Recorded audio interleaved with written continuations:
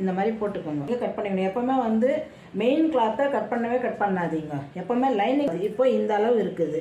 இந்த அளவு இருக்கிறதுக்கு நீங்கள் என்ன பண்ணணுன்னா இதை அப்படியே இப்படி மார்க் பண்ணின்னு அப்படியே மடிச்சுக்கோங்க. எல்லாத்தையும் கட் பண்ணணும். அதுக்கு அடுத்து தான் வந்து நான் இதை எடுத்திருக்கேன். இதை வந்து நீங்கள் இந்த அளவுக்கு இந்த லைனிங்கை கொடுக்கணும் அப்படின்னு அதை பண்ணிட்ட பிறகு இப்போது ஃப்ரண்ட்டு தான் ரெடி ஆகிடுச்சு. இப்போ வந்து உங்களுக்கு இதில் வந்து எந்த ஒரு கன்ஃபியூஷனும் வந்து ஃபுல்லாக டபுளாக போட்டு அதை அப்படியே இன்னொரு தடவை மடிக்கணும். மொத்தம் 4 பீஸாக இருக்கும்.